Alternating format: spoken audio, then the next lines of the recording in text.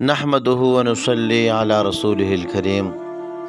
محترمو مسلمانانو، د علی شاه 007 د هغې مور سونیا شاه دی په مفتی سردار علي حقانی سے پسې څه خبرې کړي دي او څه بکواسات یې پسې کړي دي. نو تاسو د دې د بکواسات لږ واورئ، بیا زه تاسو سره یو څو خبرې کوم. زه نه هغه چا پسې راغلی ما چې د هغې دین سره کار دی، د هغې قرآن سره کار دی، د هغې جنکو سره سویمه ده. دا څه کار دی چې ته راځي او ته دلته شلیږي موږ ته چې علیشه 007 توجه به دکه یو بس نوم دی او زده کړی دی. ته خپل توجه سره کار ساته. ستا مونږ ښځو کې سویمه ده چې ته راځي او ته وایې چې یاره توجه علیشه چې ده نو د پاکستان لور نه ده.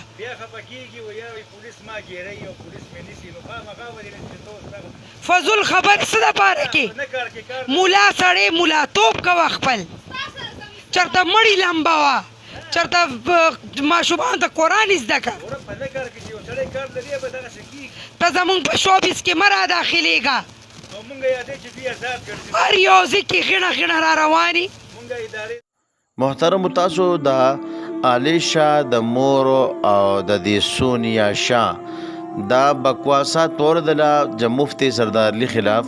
وایي چې ته د خپل اسلام سره کار ساتو، ته مړي لمبوو، ته طالبان د سبق وایه. نو دا د اسلام کار نه دی چې یو سړي ته د ښه کار حکم کې د بد کار نه منع کې. دا قرآن پاک کې الله رب عزت فرمایي اعوذ بالله من الشیطان الرجیم کنتم خیر امة اخرجت للناس تأمرون بالمعروف وتنهون عن المنکر.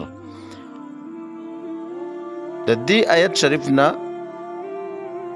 دا نیک کار چې کوم دی هغه د کولو حکم ثابت شوی دی او د بد کار نه د منع کولو حکم ثابت شوی دی. نو که مفتی سردار علي حقانی صاحب تاسو د بد کار نه منع کړی، خو دا د اسلام سره کار دی که نه؟ دا د قرآن پاک سره کار دی که نه؟ دا د حدیث سره کار دی که نه؟ دا د ځان خو چې کوم دی هغه دا خبرې نه کوي. تاسو چې کوم دی غلط کار کوئ په ملک کې چې کوم دی په حاشي تاسو پیلاو کړه. او دا بل طرف ورته دا داود شاه نه دله شاه، دغه دله شاه اوږده اوږده ږیره پرېښودې ده او هغه ورته چې کوم دی هم دا پټې پټې خبرې کوي دي چې کوم دی هغه چمچه توب ورته کوي د کیمرې نه شاته پټ ناست دی. وایي دا پولیس چې تا نیسي دا ښه کار کوي او تا مولیان بدنام کړه. نو مولیان یې ولې بدنام کړه؟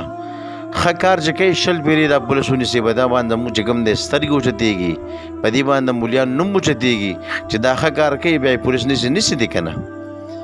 نو دغه دله شاه ته زما دا درخواست دی چې تا دا اوږده ږیره پرېښودې ده، په دې باندې غلط کار کې خپل لا ښځه چې کوم دی دنیا ته ښکاره کړې، خپل لا لور چې کوم دی دنیا ته ګډې.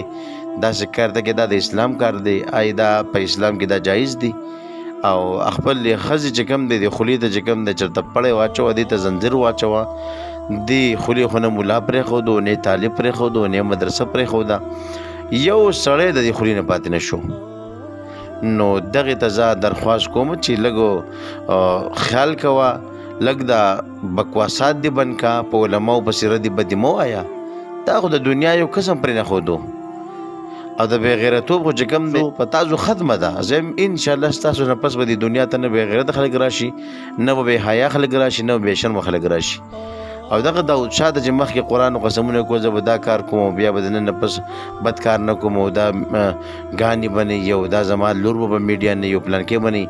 نن هغه داود شاه نه هغه دله شاه چې کوم دی نن په ټولو خبرې کې واپس اخته شو. نو محترمو چې کوم دی دا د دې یو څو خبرې ما ستاسو وړاندې چې کوم دی تاسو کې ښودلي. نو الله رب عزت دې مونږ د داسې غلطو خلکو نه وساتي. وما علینا الا البلاغ.